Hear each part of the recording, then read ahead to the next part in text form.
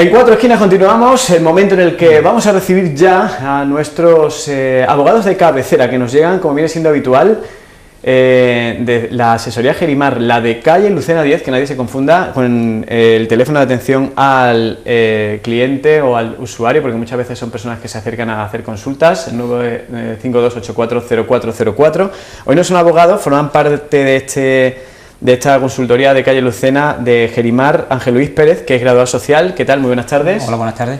Y muy buenas tardes también a Juan Carlos Velasco, que es economista. Muy buenas tardes, bienvenido. Buenas tardes.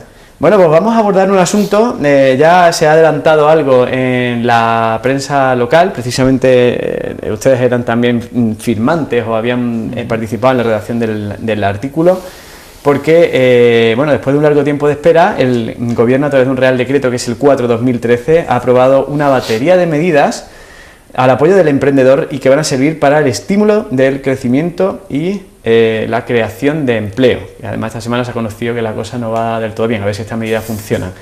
Vamos a, en primer lugar, hacer un resumen de esas novedades. Quizá las más destacadas son las que contempla este Real Decreto, que se han aprobado en este 2013. Pues sí, como muy bien dice Cristóbal, después de mucho tiempo siempre anunciando recortes, por fin ha llegado una buena noticia, como es una batería de medidas destinada al fomento del trabajo emprendedor de los jóvenes. Entonces, estas medidas tienen tres vías principales de trabajo. Por un lado tenemos una medida de fomento de la cotización de la cuota del autónomo, con unas reducciones, una segunda medida que van con unos contratos formativos para jóvenes que también van bonificados, y una tercera medida que son, en este caso, son unos fiscales, son unos incentivos fiscales a las nuevas empresas a las empresas de nueva creación. Esas son las principales novedades. Vamos a hablar de las bonificaciones de cuotas para los autónomos, pero ¿todos los autónomos tienen acceso a esas bonificaciones? No, como bien has dicho al principio, se trata de unas bonificaciones para jóvenes, entendiendo por jóvenes a todos los menores de 30 años. Entonces, las bonificaciones se han dividido de la siguiente forma. A los menores de 30 años que se den de alta por primera vez como autónomos, o que hayan estado 5 años sin haber sido autónomos, tienen la posibilidad de que se les bonifique su cuota de autónomo durante los 6 primeros meses, pagando solamente el 80% de la cuota que paga normalmente un autónomo. Es decir, si el autónomo paga normalmente a base mínima unos 260 euros, pues ahora van a tener la facilidad que durante los 6 primeros meses van a pagar solamente alrededor de los 50 euros, con lo cual es una ayuda bastante importante. Una vez pasados esos 6 meses, tendrán una reducción del 50%, con lo cual pagarían nada más que 130 euros. Y a partir de ahí, de estos 12 primeros meses hasta completar los 2 años y medio, es decir, los 30 meses, estarán pagando 180 euros, con lo cual es una ayuda bastante interesante. Hay que tener en cuenta que estas ayudas son para los autónomos que no tengan trabajadores por cuenta ajena, es decir, sean solamente ellos. También han metido aquí, en este Real Decreto, han metido una ayuda también a los minusválidos, o sea, todas aquellas personas, ya aquí no hay límite de edad, sino todas aquellas personas que tengan un 33% de minusvalía, van a tener también unas bonificaciones, que en este caso van a ser durante los 12 primeros meses un 80% de bonificación, es decir, van a pagar durante un año completo 50 euros, y durante 4 años van a estar pagando 130 euros, con lo cual es muy interesante. Bueno, un resumen de las, como han destacado los profesionales que hoy nos acompañan, que por primera vez un poco giran la rueda, ¿no? Vamos a intentar incentivar que se genere empleo después de intentar recortar gastos. El empleo que se genera fundamentalmente con el autoempleo, y por eso estas medidas destinadas fundamentalmente a emprendedores. Luego, además de intentar generar empleo mediante la creación de las empresas autónomas o lo que se conoce como autoempleo, tenemos un sector de la sociedad, y los últimos datos se ha conocido, que es el sector joven, que tiene principales dificultades, o son los que más dificultades tienen para acceder al mercado laboral. Entre esa batería de medidas, ustedes se conoce bien ese Real Decreto, ¿y hay alguna que vaya específicamente destinada a los más jóvenes? Se han creado también 2 medidas nuevas. Una de ellas es la posibilidad de capitalizar la prestación por desempleo. Es decir, la posibilidad de coger todo el desempleo de una sola vez y ese desempleo poderlo gastar en aportar a la creación de las sociedades. Es decir, para cuando se crea una sociedad, para un fondo, hay que aportar un capital social. Entonces, antes no había la posibilidad de aportar ese dinero con la capitalización del desempleo. Y esta es una novedad que se ha incluido ahora. La capitalización de todo el desempleo se puede utilizar para la aportación al capital social de la empresa. Y después, la otra medida, que es también muy importante, es la posibilidad durante los 9 primeros meses del desempleo que tenga esa persona, cobrarlo y compatibilizarlo con el trabajo por cuenta ajena. Es decir, una ayuda muy importante. ¿Por qué? Porque cuando tú empiezas un negocio siempre los principios son duros, no sabes si te va a encontrar con que va a tener más clientes, menos clientes, y tienes ese apoyo financiero, que al fin y al cabo es un dinero que es tuyo, y lo tienes dilatado durante 9 meses para que te sirva de impulso a esa actividad empresarial. Bueno, pues entonces ya tenemos otro flanco cogido, ¿no? Que es intentar que el desempleo juvenil se pueda haber reducido gracias a alguna de las medidas. Y respecto al estímulo a la contratación de los jóvenes en sí, de lo que es la contratación en sí misma, ¿qué medidas nuevas hay o qué novedades tenemos? Pues sí, respecto a las medidas para contratar a jóvenes, se han creado unas bonificaciones que van desde el 50% hasta el 100% de la cuota empresarial. Y se han creado una serie de contratos dirigidos especialmente para el sector joven. Así tenemos unos contratos parciales con vinculación formativa, quiere decir, unos contratos que son a tiempo parcial, que tendrán una bonificación, que es la que hemos hablado antes, del 50%, y con la necesidad de que esa persona que se contrata siga formándose.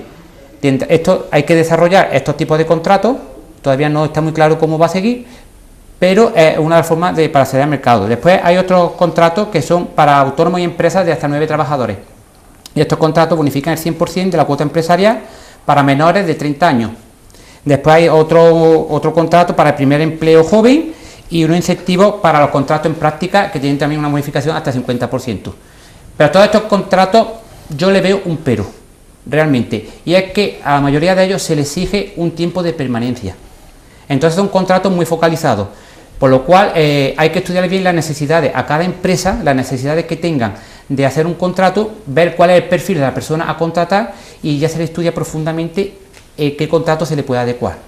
Y luego tenemos el contrato que ya llevamos prácticamente un año utilizando, que es el contrato de formación. Hay mucha gente que es muy reacia a este tipo de contrato, pero realmente si lo miramos bien es un buen contrato. ¿Por qué? Pues porque a la empresa no le cuesta nada los seguros sociales, porque está bonificado al 100% si se cumplen todos los requisitos, e incluso no estando bonificado simplemente le cuesta a la empresa 97 euros de seguros sociales.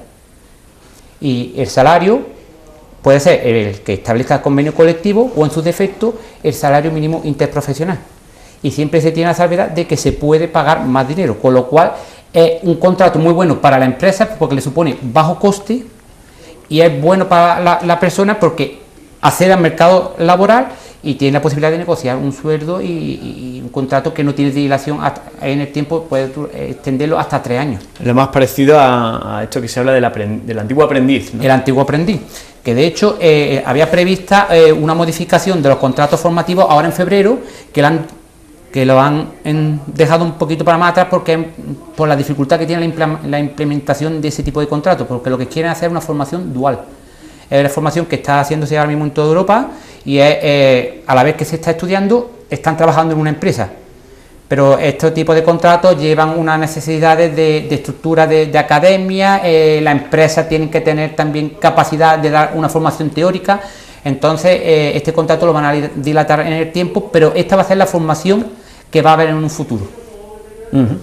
Bueno, y esperemos que sea un futuro que llegue lo más pronto posible y de pase del norte de Europa al sur lo más pronto posible, porque siempre decimos, ya se lleva unos años haciendo fuera de España y eso no nos gusta. Vamos a ver si poco a poco lo vamos consiguiendo, con reformas como estas, por ejemplo, y una nueva cuestión, incentivos de tipo fiscal. Es decir, hemos hablado del empleo o intentar fomentar el empleo juvenil mediante el autoempleo, los autónomos, el fomento de las contrataciones, bonificando esas cuotas del empresario y otro tipo de bonificación, es decir, que paguen menos impuestos las empresas tampoco es mala idea, ¿no? ¿Hay algo de esto en ese Real Decreto? Pues sí, en este tema va a hablar ya mi compañero Juan Carlos, que es el economista de Asesoría Gerimar. Experto en lo fiscal. Bueno, pues cuéntenos. Bueno, pues también son muchísimos los decretos que han surgido, sobre todo a finales del 2012, principios del 2013, no solo reales decretos que van encaminados a la reactivación de la economía, a contener el déficit, también los mismos presupuestos generales del Estado te están introduciendo novedades e incentivos, incluso la última reforma del Código Penal, también para combatir el fraude fiscal, el fraude contra la seguridad social. En fin, que son muchas las normas y las leyes que no paran de introducirte novedades, y la verdad que para los que nos dedicamos a esta tarea supone invertir muchas horas al día solamente en formación y en estar actualizados. Bueno, nosotros entendemos que en la asesoría Gerimar si queremos prestar un servicio de calidad al cliente, tenemos que estar más o menos preparados, ¿no? Y es tantísima la disparidad que hay que tienes que invertir mucho tiempo. Yo voy a hablar más o menos de los incentivos positivos e incentivos negativos, diría yo, porque también dentro de las novedades también hay incentivos restrictivos, ¿no? Sobre todo que es lo que afecta a los tres impuestos más importantes que tenemos aquí, que es el IVA, que es IRPF y que es sociedades, ¿no? Entonces voy a empezar a hablar más o menos voy a empezar por IVA, ¿no? Y quiero recordar las novedades que hubo a final del año pasado, 2012, que en septiembre entraron los nuevos tipos impositivos, subieron, tipo general y tipo reducido, que pasó del 18 al 21 y del 8 al 10. ¿Eso es una novedad? No, ¿eso es un incentivo para el gobierno? No, eso es un recordatorio, porque nosotros cada día en la asesoría recibimos clientes nuevos, incluso nos traen facturas emitidas en el mes de diciembre aplicando los tipos erróneos. Por eso queremos recordar que en septiembre el tipo general pasó del 18 al 21 y el tipo reducido pasó del 8 al 10, ¿vale?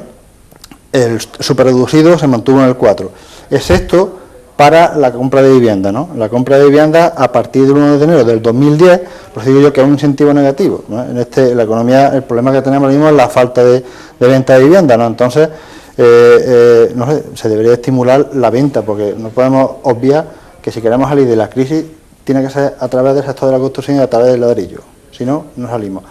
¿Qué quiero decir con esto? Que deberíamos incentivar y fomentar la venta de vivienda, ¿vale? Entonces, a partir del 1 de enero del 2013, se ha tomado una medida en contra de esto, que es subir el tipo de IVA. Antes estaba en el 4, ahora ha pasado al 10, con lo cual nos está costando más comprar una vivienda. Con lo cual, eso diríamos que es un incentivo negativo. Un poco contraproducente según su manera de verlo. Porque... Para mí es un caso de expediente X, pero bueno, si lo que queremos es combatir, y atacar los verdaderos problemas de los que tenemos aquí, tendríamos que empezar por ahí, pero bueno, a lo mejor tienen información que nosotros no tenemos. Me refiero al que dicta estas leyes, ¿no? Bueno, eso en cuanto al IVA, ¿no? Después, como novedad ya, vamos a entrar a las novedades, se ha establecido un nuevo régimen de facturación, ¿vale? Que viene a ser muy parecido al anterior, pero básicamente hay dos novedades. Uno, se mantiene lo que es la factura ordinaria, la factura de toda la vida, normal y corriente, y otra es la factura simplificada, que viene a sustituir a lo que antes eran los tickets, ¿vale? Antes las tiendas, sobre todo los comercios minoristas, emitían tickets, pues ahora esos tickets, cualquier empresa puede emitir una factura simplificada, que no llega a 400 euros, puede emitir una factura simplificada, que viene a sustituir a los tickets, ¿vale? Con una de las diferencias es que los tickets antes no se podían desgravar IVA, el IVA no era desgravable, ¿vale? Sin embargo, ahora con las facturas simplificadas que sustituyen a los tickets, ya el IVA es desgravable, ¿no? Eso es sobre todo la novedad más importante en cuanto al nuevo régimen de facturación. El plazo de emisión de la factura, también importante. A partir del 2013 y con el nuevo reglamento de facturación, la empresa, de forma común, ¿no?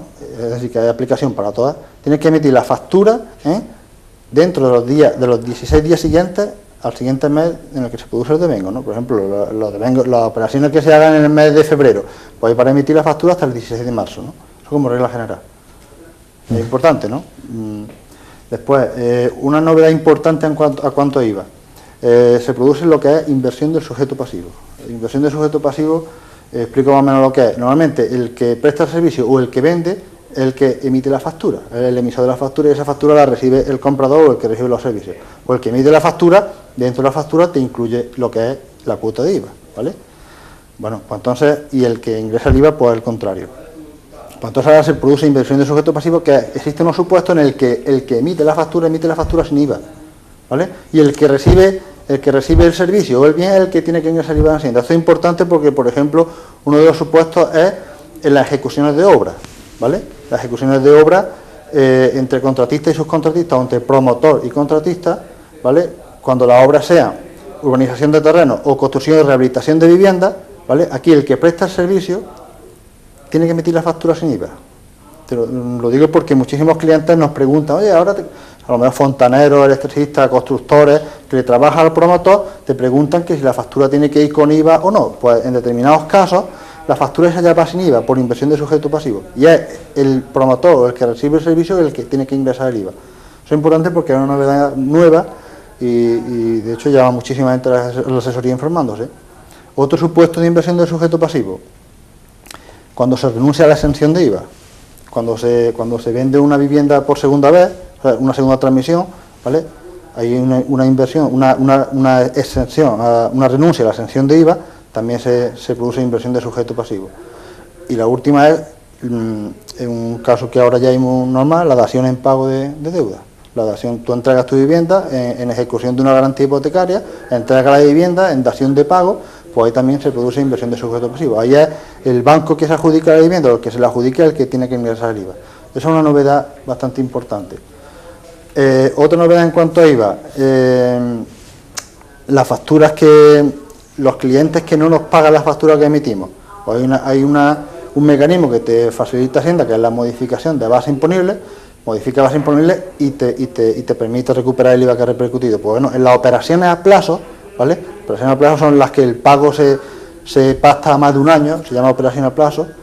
Pues en el momento que tú reclames cualquiera de los plazos que has pactado, porque el cliente no te pague, en ese momento también puedes recuperar el IVA repercutido, el IVA que repercutiste en la factura, ¿no?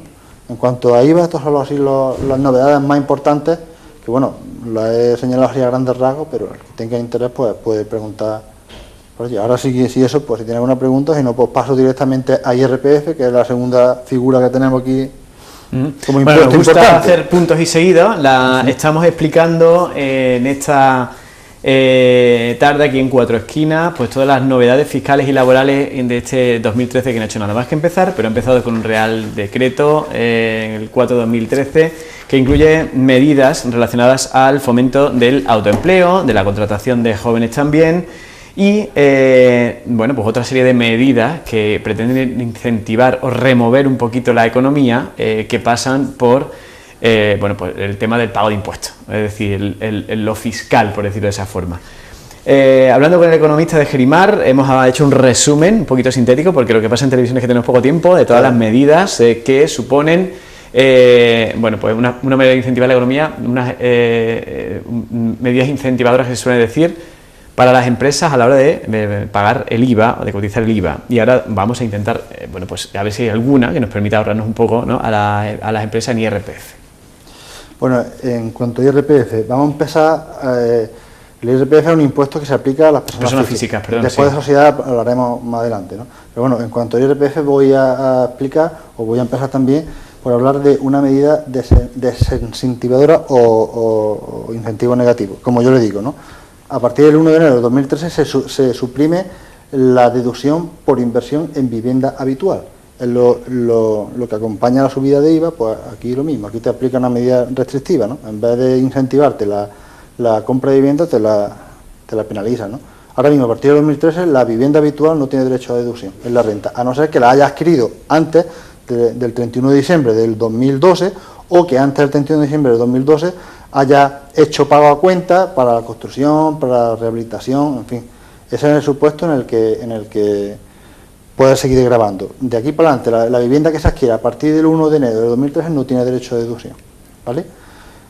Segundo, importante también, hay mucha gente que tiene constituida cuenta ahorro vivienda, ¿vale? Con la finalidad es decir, depositar una cantidad en el banco con la finalidad de comprar la vivienda dentro de 4 años, que es lo que te marca la ley, ¿no? Y eso también tiene una desgravación del 15%. Como excepción en la renta que se presenta ahora en el 2012, aquellos que prevean que no van a poder invertir o que no van a poder comprar la vivienda en los 4 años que le establece la ley, pueden regularizar y devolver esos incentivos todos juntos de los 4 años anteriores en la renta que se presenta en el 2012 y sin pagar intereses. Porque normalmente la ley te obliga a que presentes complementarias de cada año por los incentivos que te ha ido degradando cada año. Pues ahora, como medida excepcional, en la renta que se presente en el 2012, esta gente, si ven que no van a poder adquirir la vivienda, pues tienen la posibilidad de devolver todos esos incentivos sin intereses de demora, ¿vale? Eso por ahí. También desaparece la compensación fiscal por adquisición de vivienda para aquellos que la comprasen antes de enero del 2006, ¿vale? Había una compensación fiscal, también desaparece. Eso más o menos en cuanto a vivienda.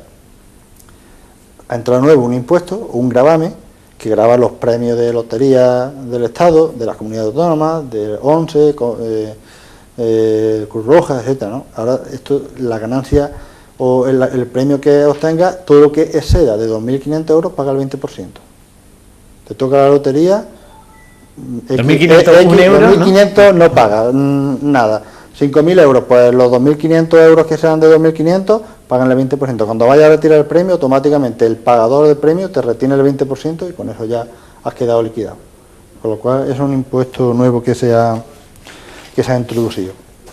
Importante también, en la renta de este año 2013.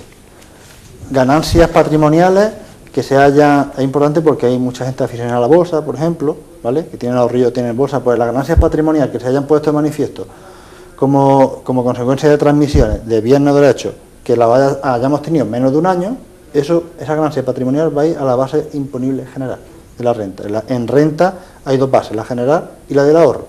La general es la que más tributa, que puede ir a un tipo marginal del 50 y tantos %, y la del ahorro pagas como mucho un 27%. Pues esas ganancias patrimoniales van a ir a la base imponible general, es decir, que puedes pagar hasta un 50 y tantos %, depende ya del tipo marginal que tenga cada contribuyente, ¿no? Una persona que compra acciones y las compra acciones las vende a los 3 meses, ha tenido esas acciones menos de un año, pues esa ganancia patrimonial va a la base imponible general, con lo cual puede tributar hasta un 50 y tantos %. Después hay ganancias patrimoniales no justificadas, y ahora voy a hablar también de una declaración especial que hay que presentar, es muy importante. Ganancias patrimoniales no justificadas, que también irían, las que tengan el calificativo de no justificadas, también van a la base imponible general, que puede, he dicho, tributar un 50 y tantos %. ¿Y cuáles son las ganancias patrimoniales no justificadas? Pues aquellas que se detecten, que se detecte al contribuyente que posea bienes o derechos que no se corresponda con rentas que haya declarado. Y al hilo de esto hay que presentar antes del 30 de abril, importante, antes del 30 de abril de este año, una declaración tributaria especial, que se llama, a través del modelo 750, que es que todos los contribuyentes españoles, todos los residentes en España, tienen que declarar, hacer una declaración de todos los bienes y derechos que tengan en el extranjero, ¿vale? Todos los bienes y derechos que tengan en el extranjero y que superen los 50.000 euros. Pues hay que presentar esa declaración. A lo mejor no conocemos muchos españoles que tengan bienes en el extranjero, pero pensemos, por ejemplo, en la Costa del Sol, la cantidad de ingleses que hay, o alemanes, que son residentes españoles y tienen su cuentecita en Alemania, o su casita en Alemania.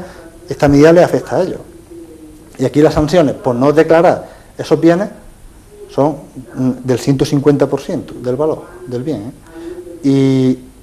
Y la ganancia patrimonial es el 100% del valor del bien, la ganancia patrimonial no justificada, ¿eh? Aquí podemos, por ejemplo, ponerte un ejemplo muy rápido, una persona que tenga una cuenta bancaria en Francia, o un pisito, un apartamento en el Algarve, en Portugal, de 100.000 euros, si no lo declara, ¿vale? Hacienda te lo detecta, que ya tiene medios para detectártelo, te está clavando el 150% de sanción de esos 100.000 euros. Ojo, ¿eh? Y ahora esos 100.000 euros te lo imputa como una ganancia patrimonial no justificada en la base imponible general. Imagínate que tengas 50 y tantos %, aunque te estaría costando la fiesta, pues más de 100.000 euros. ¿Vale? Con lo cual es importante, y esta declaración informativa se presenta ahora antes del 30 de abril, perdón. Con lo cual, bueno, invitamos a la gente que por lo menos se interese, ¿vale? Y en cuanto a novedades en cuanto a actividad económica, también quiero recordar, porque también se nos presenta en la asesoría, muchos profesionales que ejercen actividades profesionales que en su factura tienen que aplicar una retención a cuenta de IRPF. Pues hay profesionales que todavía vienen aplicando retenciones erróneas. A partir de octubre, la retención de profesionales pasó del 15 al 21%, ¿vale? Y la de profesionales que podían acogerse al tipo reducido pasó del 7 al 9. Hay todavía algunos que están aplicando el 15 o el 7. Con lo cual quiero recordar que ahora mismo la retención de profesionales está en el 21. o en el 9, y a partir de enero del 2014, del 21 pasará al 19. Con lo cual quiero decir que es como recordatorio. Esto se implantó en el 2012, ¿no? Otra novedad importante en cuanto a la actividad económica. También importante, se ha establecido una limitación a los pagos en efectivo. No se puede pagar una factura cuando alguna de las dos partes, sea profesional o empresario, no se puede pagar en efectivo una factura que supere los 2.500 euros. Esto también te afecta a ti o a tu empresa. ¿Vale? Cualquier factura superior a 2.500 euros hay que justificar el pago, no vale el pago en metálico. Y en metálico es cheque al portador o moneda de curso legal. Hay que justificar el pago. ¿Vale? Todo lo que sea de 2.500 euros pagado, pues se puede permitir, todavía, bueno, se puede permitir el pago en metálico. Permitirse se permite. Lo que pasa es que si pagas en metálico más de 2.500 euros te sanciona. Tú puedes pagar el metálico si quieres, pero lleva su correspondiente sanción. Eso en cuanto... Se mantiene en el 2013 un incentivo importante que había de otros años y se prorroga el 2013, porque decían que en el 2012 lo iban a quitar y lo han prorrogado en el 2013. Las empresas que creen o mantengan empleo con respecto al año 2008, ¿vale? Que ese es el año de referencia, pues en el rendimiento neto pueden aplicar un 20% de descuento. Aquellas empresas que con respecto al 2008 hayan mantenido o creado empleo pueden seguir manteniendo, pueden reducir el rendimiento neto positivo en un 20%. Y la medida que se ha establecido con este Real Decreto nuevo, el Decreto 3 del 2004 al 2013, lo que te viene a decir que las empresas, que las actividades que se inician a partir del 1 de enero del 2013 de este año, pues tienen una reducción del 20% en el rendimiento neto positivo durante 2 años. No durante 2 años consecutivos, sino el primer año que tenga beneficios o que tenga una base imponible positiva puede aplicar el 20% y al siguiente año también. Aquí hay un poco de engaño. Tengo que decir, porque te dice el decreto que podrá aplicar a las nuevas actividades, podrá aplicar el 20% a los ejercicios en el que obtenga beneficios. Y el año siguiente también, ¿vale? Con lo cual, si yo empiezo una actividad este año 2013, no tengo beneficios, me voy al 2014 y en el 2014 ya tengo un rendimiento positivo, me puedo descontar un 20%. Pero ahora me dice el reglamento que al siguiente año también, son 2 años, pero a lo mejor al siguiente año he tenido pérdida, con lo cual al segundo año no me voy a beneficiar de nada. ¿Vale? Con lo cual también hay que decir que hay un poco de engaño. Eso es lo más importante en cuanto a IRPF. No sé si tiene alguna duda o... Muy bien. Sí, nos interesa bueno, pues que en el menor tiempo posible podamos dar la mayor cantidad de información y, como decíamos antes, ahora sí el turno del impuesto de sociedades, que es el que afecta directamente a las sociedades, ¿no? Que muchas veces los que somos autónomos pues se mezcla un poco el IRPF con el tema del IVA y el tema de la empresa en sí mismo, ¿no? Sociedades, ¿qué hay para las sociedades en este Real Decreto? Lo voy a explicar rápidamente porque creo que ya nos estamos extendiendo más de la cuenta. Pero son temas muy interesantes. Sí, es interesante y voy a decir lo más importante. De todas formas, ya digo, allí en Asesoría Grimar estamos para ampliar toda esta información, a cualquiera que lo necesite, ¿no?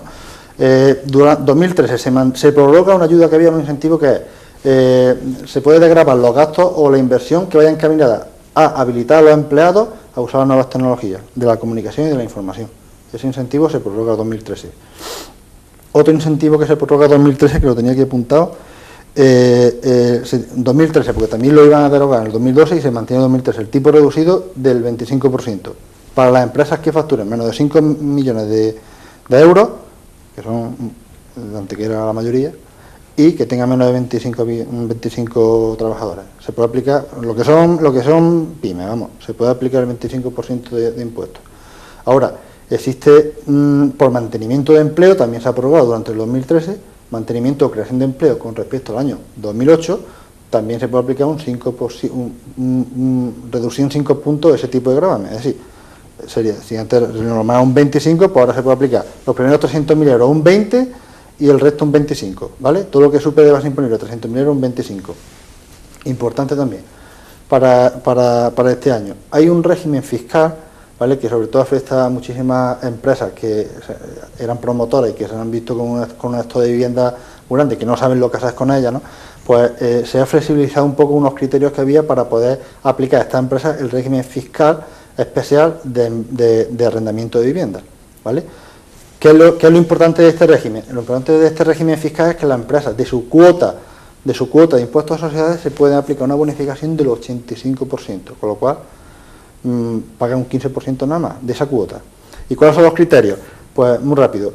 Antes te exigía, para aplicar este régimen fiscal, te exigía que tenías que tener como mínimo 10 viviendas en alquiler o en expectativa de alquiler. Pues ahora, en vez de 10, te dice la norma que 8, ¿vale? Después tenías que tener la vivienda un mínimo de 7 años en alquiler o en expectativa de alquiler. Pues de 7 años se ha pasado a 3.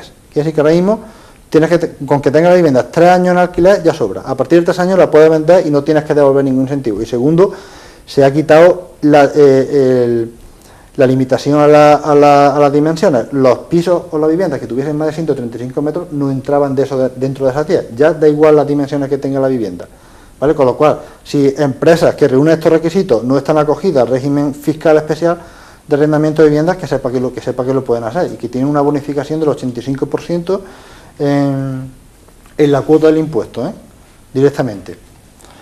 Otra cosa importante, a partir del 2013, se permite tanto a las empresas, tanto a las sociedades como a personas físicas que tengan actividad económica, una actualización fiscal de los balances.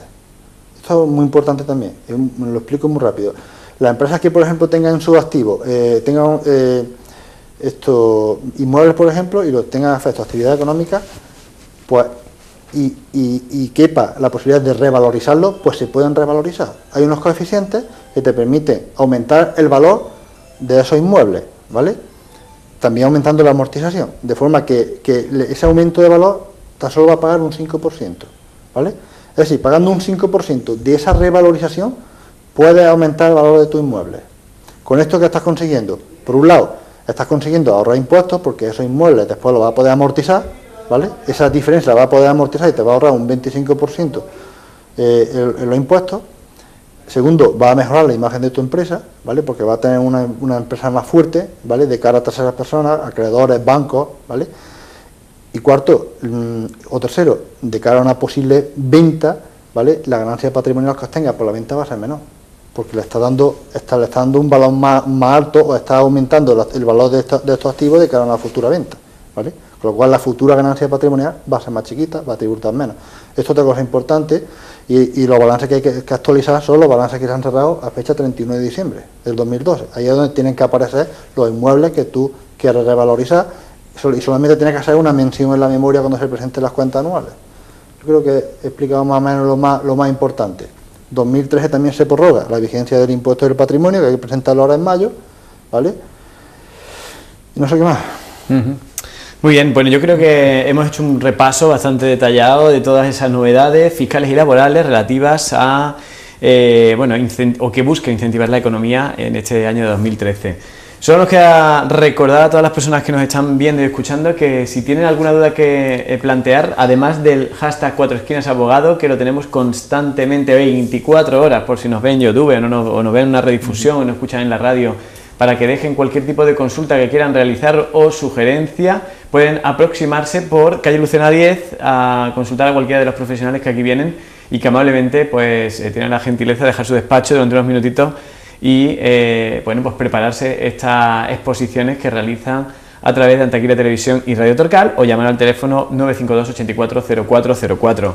Pues Ángel Luis Pérez, graduado social de Gerimar, Juan Carlos Velasco, economista de Gerimar, gracias por habernos acompañado esta tarde aquí y por haber arrojado luz sobre este asunto. Muchas gracias a ustedes.